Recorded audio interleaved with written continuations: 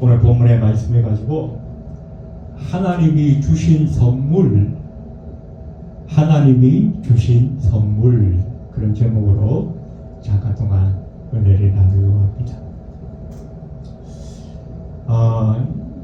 우리 성탄절 12월 25일 이날에 지키는데, 우리가 사실 찬송도 불렀지만 목자들이 들에서 양을 지킬 때에 우리 주님께서 탄생하셨다라고 우리는 찬송을 부릅니다. 성경이 그렇게 기록되어 있죠. 그렇다면 과연 12월 25일에 목자들이 들에서 양을 지킬 수 있는가? 그렇지 못하다는 것이죠. 그래서 역사를 보니까 로마 황제 중에 한 사람이었던 율리오 1세라고 하는 사람이 있었습니다. 콘스탄틴 대제 이후에 대부분의 황제들과 귀족들과 로마의 수많은 시민들과 노예들까지 대부분 나는 기독교인입니다 라고 하는 그런 이 본의 아니게 기독교인이 되어지는 그런 일들이 생겨납니다. 그래서 이 율리오 1세가 그 당시 로마에서 성행하고 있었던 미트라 신, 태양신이죠. 원래 오래전부터 이 로마는 이 태양신을 섬겨왔는데 그 태양신의 절기가 12월 25일이라는 것입니다. 거기에다가 이 12월 22일, 오늘이 동짓날이잖아요. 동짓날. 이 동짓날을 기점으로 이제 날이 점점 길어지는 거예요. 지금이 밤이 제일 깊은 날이고 1년 중에 오늘을 기점으로 이제 조금씩 날이 길어지는 거예요. 그래서 이 세상에 진정한 참 빛으로 오신 그 예수님이 진짜 이 세상의 빛이다.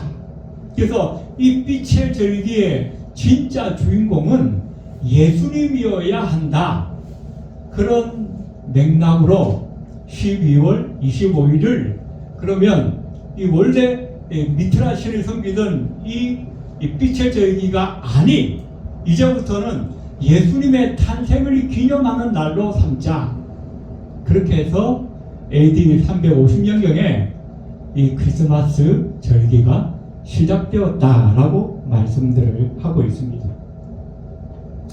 원래 누가복음 2장 8절에 보면 그 지역의 목자들이 밤에 밖에서 자기 양떼를 지키더니 그렇게 되어 있습니다. 밤에 밖에서라고 하는 단어가 있습니다. 밤에라고 하는 단어는 밤을 꼬박 세웠다 그런 의미입니다.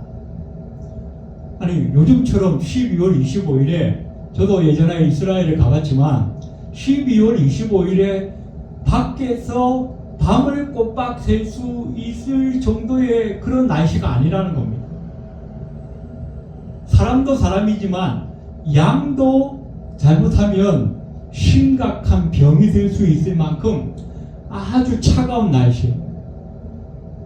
그래서 이 성경을 연구한 사람들이 어떤 얘기를 알게 됐냐면 이 밖에서라고 하는 단어, 밖에서 목자들이 양을 지키던 이 밖에서가 원래 헬라어의 원어에 보면 아그라울레오라고 하는 단어를 썼습니다. 아그라울레오를 오늘 우리 한국말로 번역하면 농경지가 되는 것입니다. 농경지, 논이나 밭이 되는 거예요. 그래서 평소에는 늘 광야를 떠돌아다니면서 이 양떼를 지키다가 일정한 날씨가 일정한 때가 되면 농경지에서 양떼들을 먹였다는 것입니다. 그 농경지에 이 목자들이 들어갈 수 있는 때가 언제냐? 지금 우리나라 같으면 어떻게 해요? 지금은 농가 밭에 아무것도 없기 때문에 뭐 양이 들어가든지 소가 들어가든지 말이 들어가든지 아무 상관이 없겠죠. 근데 만약에 농사철에 막 벼가 자라고 밀이 자라고 옥수수가 자라는데 거기에 소나 말이나 개나 이렇게 들어가면 어떻게 해요? 농부들이 펄쩍펄쩍 뛰고 난리가 나는 겁니다. 그래서 농사를 짓지 아니하는 때에 이 목자들이 자기 양떼들을 거느리고 논이나 밭에 들어갈 수 있는 거죠. 역시 이스라엘도 마찬가지예요. 그래서 밖에서라고 하는 이 단어는 원래 헬라어의 아그라울리오고, 이 아그라울리오는 농경지를 의미한다는 것입니다. 그 농경지에 언제 그러면 이 목자들이 양떼들을 데리고 들어갈 수 있느냐? 오순절부터 초막절 사이에. 그 사이에는 이스라엘에 있는 대부분의 이 크게 많지는 않죠. 농사를 지을 만한 땅이 그렇게 많지는 않습니다. 그 군데군데 있는 농경지에 밀도 없고 보리도 없고 아무것도 없어요. 그런데 이 초막절이 되면, 10월에 있는 초막절이 되면 다시 농사가 시작되어지는 시기라는 것입니다. 그때 이른비가 오면서 모든 농경지에 밀농사를 시작할 수 있는 씨앗을 심기 시작한다는 것입니다. 그래서 그 전까지 오순절은 뭐하는 날이냐면 밀추수가 다 끝나는 절기입니다. 밀추수가 이제 다 끝나고 나면 그때부터 어떻게 해요? 그 농가 밭은 다 비어 있겠죠? 그러다가 초막절이 되면 다시 농사를 시작하기 때문에 그 사이에, 쉽게 지금 태양력으로 말하자면 6월부터 10월까지 그 사이에 한 3, 4개월 정도 이 목자들이 양떼들을 거느리고 들어갈 수 있다는 것입니다. 그럼 어떻게 해요? 우리나라 절기로 하면 여름에서 이제 첫 가을, 초가을이 시작되자마자 한 그 무렵에, 그 무렵 정도면 어떻게 해요? 우리가 밖에서 텐트 치고 야영도 할 수 있고, 또 이 양이나 이렇게 짐승들이 밖에서 노숙을 하더라도 아무런 상관이 없겠죠.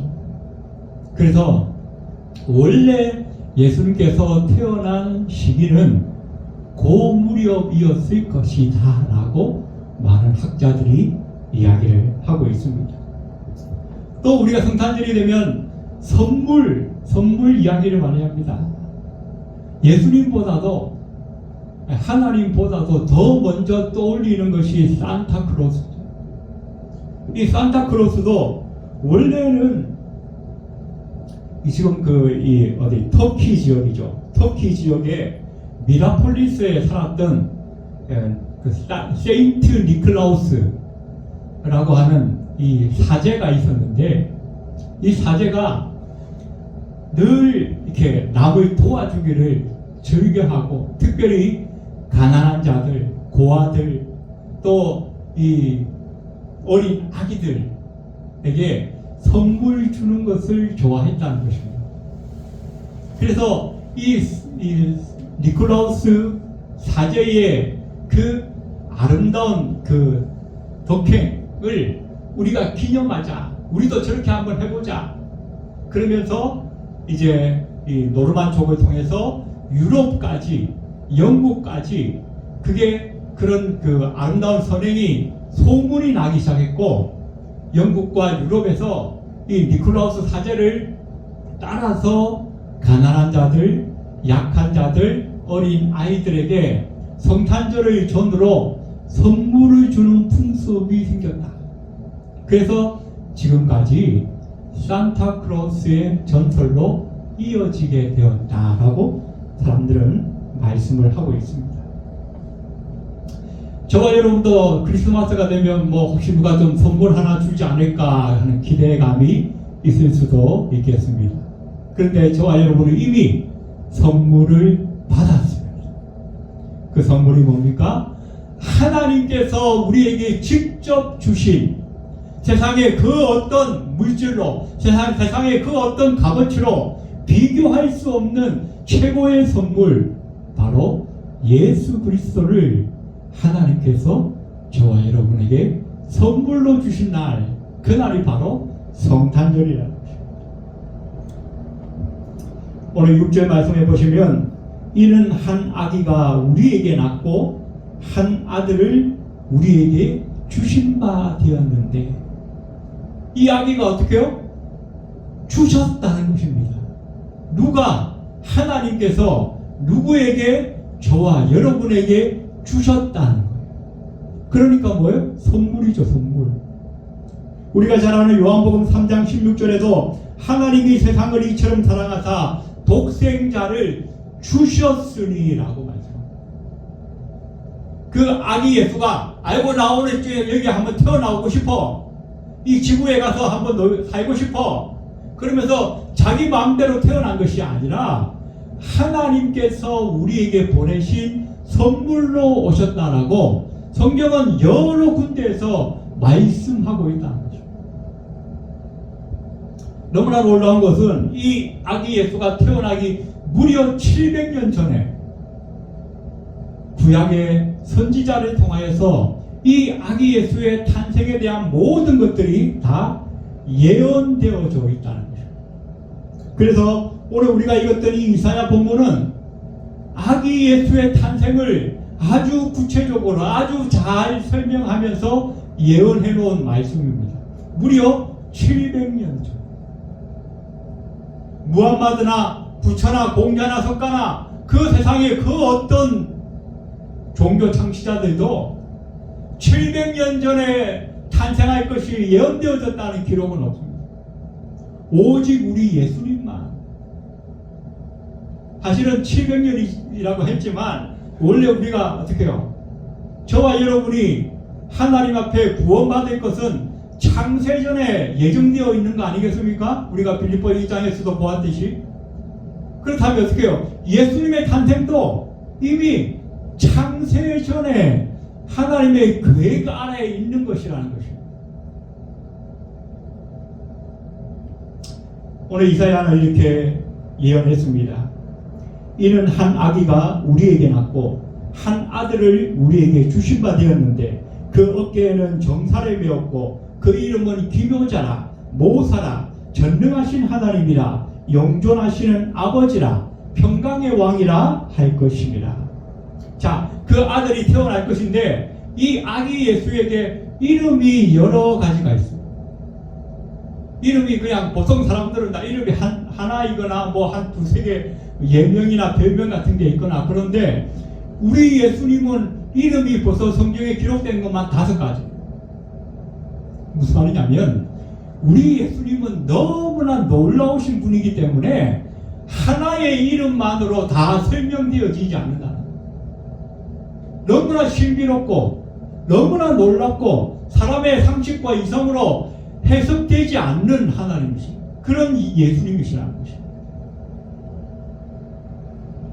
오늘 본문을 통해서 하나님께서 우리에게 주신 이 선물 아기 예수님이 어떤 분이신가 그 이름을 좀 중심으로 해서 살펴볼 텐데 오늘 3가지 다음 주에 나머지 그렇게 좀 성탄절에 또 나머지 부분에 대해서 살펴보도록 그렇게 하겠습니다. 자, 첫 번째는 우리 예수님은 통치자로 오셨다라고 성경은 말씀하고 있습니다. 그 어깨에 정사를 메었고 어깨에 정사를 메었어요. 요즘 우리 이 계엄 사건 이후로 군인들이 이 뉴스에 자주 등장합니다. 그 군인들이 어떻게 해요? 어깨에 보면 뭐가 있어요? 계급이 있잖아요. 계급.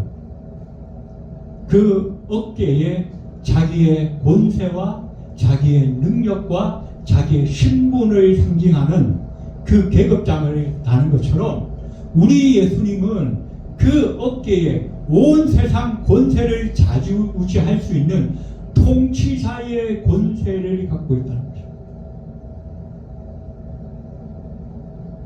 이사야가 활동하던 시기는 BC 730년경.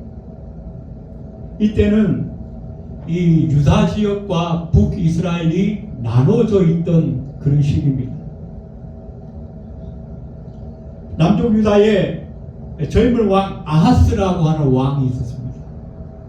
그런데 그때가 언제냐면 바로 지금 이 터키 지역과 그 밑에 이란에 이르기까지 온 지경을 아수르라고 하는 나라가 갑자기 전 세계를 정복하고 왕성하게 부흥하던 그런 시기였어요. 그때는 이미 애굽은 대세가 기울었어요. 그래서 수많은 주변 국가들을 계속 잡아먹고 있는 그런 시기입니다. 아수르 이미 이스라엘을 정복했고 남유다를 위협하고 있는 그런 시기입니다. 그런데 북이스라엘은 공격당해서 그냥 정복당했다 이런 의미도 있지만 이스라엘은 이미 항복을 해버렸어요. 아수르의 위세가 워낙 든든당당하니까 저 나라에는 도저히 우리가 당할 수 없다. 미리 우리가 항복하는 게 낫겠다. 그래서 항복해버렸어요. 그런데 남유다의 이 아스 왕은 아니 우리가 하나님 믿는 하나님의 백성인데 어떻게 할례받지 않은 저 이방 민족에게 우리가 항복할 수 있느냐? 우리는 끝까지 싸우겠다. 그런데 이 아수르를 일으킨 주체가 누구시냐면 하나님이시라는 것입니다. 이스라엘은 물론이고 남유다에 있는 모든 이스라엘 백성들이 왕과 더불어서 하나님의 올바른 그 말씀의 길을 이미 떠나버린 지 오래라는 것입니다. 그래서 하나님은 지금 징계하시는 거예요. 그런데 이사야는 그걸 알았어요. 하나님이 지금 우리를 징계하시는구나. 그래서 이 이사야가 뭐라고 했습니까? 사랑하는 왕이요, 그리고 이 유다의 백성들이요, 아수르에게 저항하지 말고 항복하십시오. 그러니까 어떻게 했어요?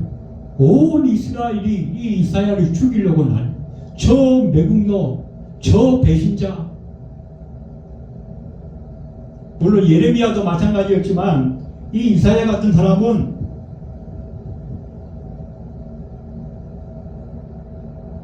너무나 자기 나라의 비극을 하나님 앞에 한 것도 못하고 하나님께서 내리시는 그 심판을 그대로 고스란히 받으라고 선포할 수밖에 없는 그런 운명적인 예언의 말씀을 하게 되었다.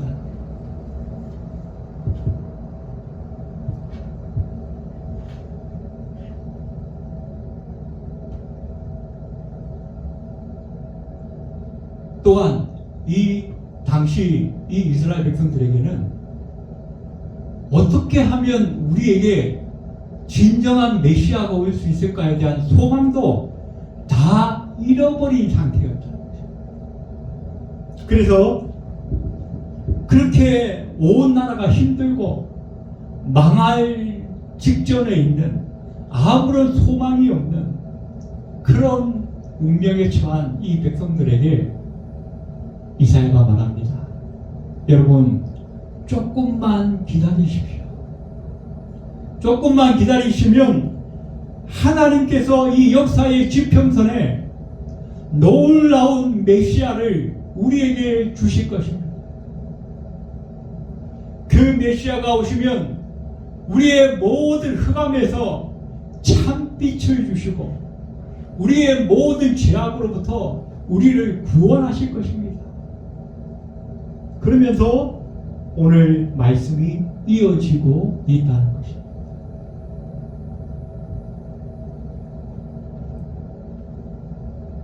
당시 이스라엘과 이 유다에는 아수르에게 대적할 것이냐, 아니면 아수르와 연합해서 아수르를 의지하고 우리 나라의 위기를 좀 모면할 것인가, 그런 선택의 기로에 서 있었습니다. 우리나라도 요즘 그렇잖아요. 6.25 이후로 우리나라는 중국과 일본과 미국 사이에서 늘 위태위태한 줄다리기를 해야만 했습니다. 미국 편에 될 것인가? 중국 편에 될 것인가? 중국이 강대국으로 이렇게 성장하기 이전에는 소련이 또 굉장한 힘을 과시했습니다. 그래서 제가 어릴 때만 하더라도 미국에 배신당하지 말고 소련에 정복당하지 말자, 뭐 그런 구호들을 외치고 막 그렇게.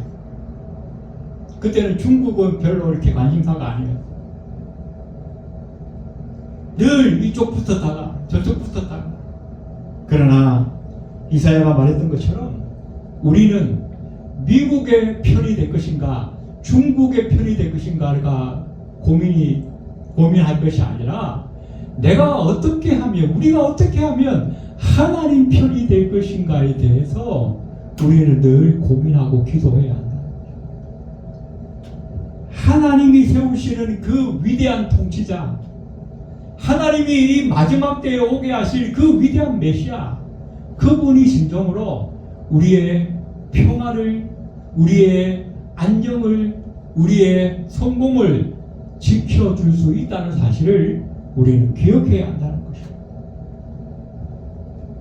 오늘 두 번째로 그분은 기묘자라, 그분의 이름이 기묘자라 말씀하고 있습니다. 기묘자, 이 히브리어에서는 펠레라고 하는 단어가 있습니다. 제가 어릴 적에 브라질 축구 선수 펠레라고 하는 축구의 황제라 불렸던 펠레가 있었는데 그 펠레가 아니고 이 펠레는 다른 펠레입니다. 놀랍다, 경이롭다, 기이하다, 그런 의미를 가집니다. 그래서 영어 성경에는 His name is wonderful 이라고 번역해 놓았습니다. wonderful. 그의 모든 생애는 너무나 놀랍습니다.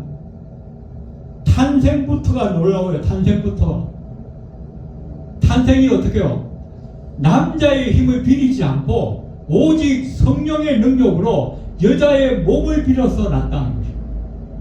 이 세상에 남자와 여자가 합하지 않고 태어난 사람이 어디가 있습니까?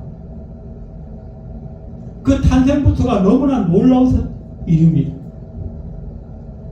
그분은 그의 가르침과 그의 교훈도 너무나 비범했습니다. 마태복음 5장부터 7장 사이에 예수님께서 산상설교를 하셨죠. 사람들이 그 설교를 듣고 나서 그 무리들이 이렇게 말합니다. 와, 이 사람의 지혜와 이런 능력이 어디서 났느냐?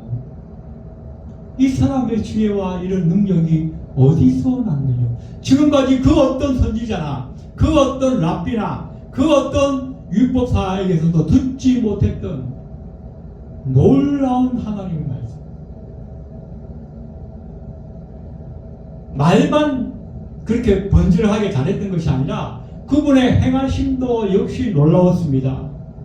가는 곳마다 병자를 고치고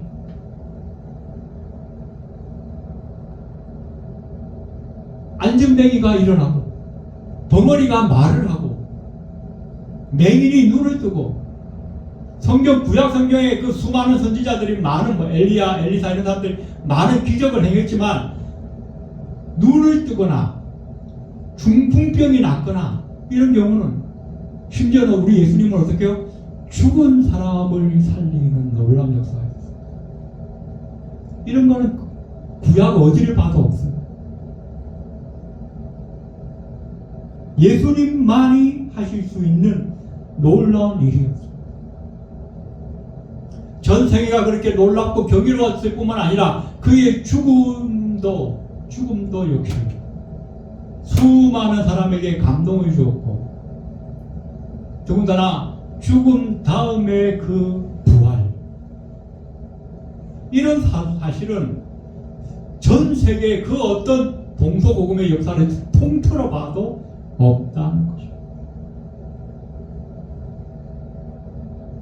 그래서 그분은 그의 모든 인생 자체가 통틀어서 놀라우신 분, 기묘자 그 자체라는 것입니다. 그뿐만 아니라 오늘 성경에 보니까 그분의 이름이 또 모사라 그렇게 나오고 있습니다. 모사. 히브리의 요아츠라고 하는 단어를 썼습니다.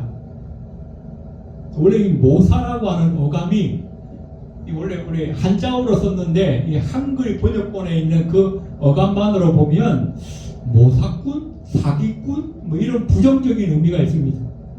그런데 원래 한자어의 뜻을 보면 꾀를 써서 일이 잘 이루어지게 하는 사람, 남을 도와서 꾀를 내는 사람, 그런 긍정적인 의미를 갖고 있다는 것입니다. 히브리 요한죄에도 보면 지혜로 가득 차 있는 분, 그런 의미를 갖고 있습니다. 그래서 영어 성경에는 카운슬러, 상담자, 그렇게 번역을 해놓았습니다. 우리가 인생을 살다가 어떤 문제가 생기거나 하면 어떻게 해요? 상담을 하죠. 상담. 뭐 신앙 상담을 하기도 하고, 질병에 대해서 상담을 하기도 하고, 또 우리 인간에 일어나는 여러 가지 문제들을 가지고 상담을 하기도 하고 하죠. 그런데 우리가 인간들에게, 사람들에게 상담을 구할 때는 어떤 경우는 좀 도움이 되기도 하지만 또 어떤 경우에는 도움이 되지 못하는 경우도 있어요. 심지어는 상담을 했는데 속이 더 깝깝한 경우도 있어요. 어떤 때는 상담했는데 열받아서 그냥 중간에 뛰쳐나오는 경우도 있어요. 사람의 상담은 한계가 있을 수밖에, 완전할 수가 없어요. 그러나 우리 주님은, 우리 예수님 안에는 세상의 모든 지혜를 초월하는 지혜가 있습니다. 그분은 창세전에 이미 하나님과 함께 이 온 세상을 창조하신 분이십니다. 지금도 이 세상을 섭리하시고 다스려 가시는 분이십니다. 저와 여러분의 모든 문제도 그분은 다 알고 계실 뿐만 아니라 해답도 가지고 계시는 분이십니다.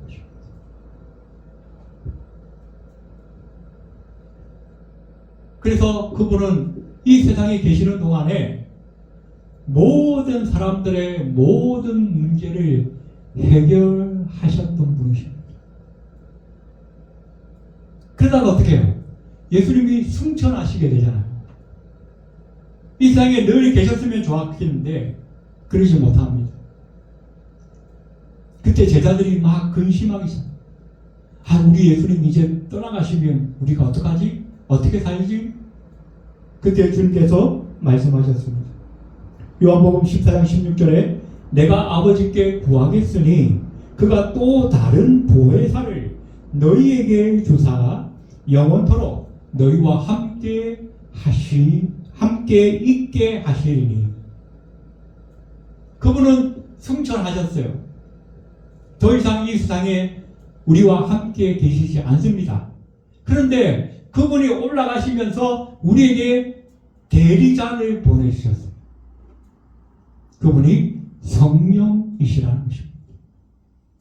그분이 우리에게 오셔서 우리가 미처 깨닫지 못했던 것들을 깨닫게 하시고, 우리가 미처 알지 못했던 것들을 알게 하시고, 예수님께서 세상에 계시는 동안 그 쭉 설명하셨던 수많은 하나님 나라의 복음과 하나님 나라의 교훈을 우리에게 다 생각나게 하시리라. 생각나게 하시리라. 그래서 그분이 지금 어떻게 해요? 저와 여러분 안에 내주하시고 영원히 함께 하시면서 우리가 문제가 생길 때마다, 우리가 어려워질 때마다, 우리가 고민할 때마다, 아파할 때마다 마치 예수님께서 세상에 계실 때 그 제자들이 직접 도움을 받았던 것처럼 우리도 주님께서 보내신 그 성령으로 인하여 무한한 도움을 받을 수 있다는 것입니다.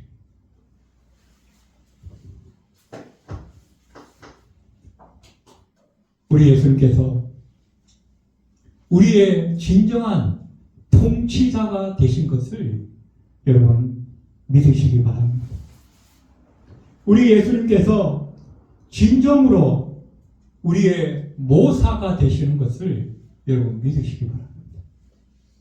그리고 그분은 진정으로 우리의 상담자가 되시는 것입니다. 그걸 위해서 우리 하나님께서 이 세상에 우리 예수님을 선물로 보내셨습니다. 우리가 아는 사람들이나 친구들이나 우리 부모님에게 아유, 이번 성탄절에 내가 선물도 하나 못 받았네. 섭섭해하지 마시고 하나님께서 직접 우리에게 주신 그 선물로 인하여 기뻐하시기 바랍니다. 감사하시기 바랍니다. 그 선물을 영원히 누리면서 하나님의 선한 그 인도하심을 받을 수 있는 저와 여러분이 다 되시기를 주님의 이름으로 축원해 드립니다. 기도드리겠습니다. 고모신 하나님 은혜를 감사합니다. 이 성탄절에 사람들은 누구나 다 선물을 주고받으며 자기들의 행복을 추구하고 있습니다. 그러나 성경은 우리 하나님께서 나에게 주신 선물이 있다라고 말씀하고 있습니다. 이 세상의 흑암 가운데 빛으로 오신 예수 그리스도, 우리의 진정한 통치자시요 영원한 상담자시며 영원한 우리의 해결자가 되시는 그 예수님을 우리에게 선물로 주시니 얼마나 감사합니까? 이 선물로 인하여 늘 우리 남은 생에 하나님 앞에 감사할 수 있게 하시고 선물로 주신 그 예수님을 영원히 누리며 그와 동행하며 살아갈 수 있는 우리 모두가 될 수 있도록 주님 역사하여 주시옵소서. 예배를 마치고 돌아가는 발걸음 위에도 함께하여 주옵소서. 예수님의 이름으로 간절히 기도드립니다. 아멘.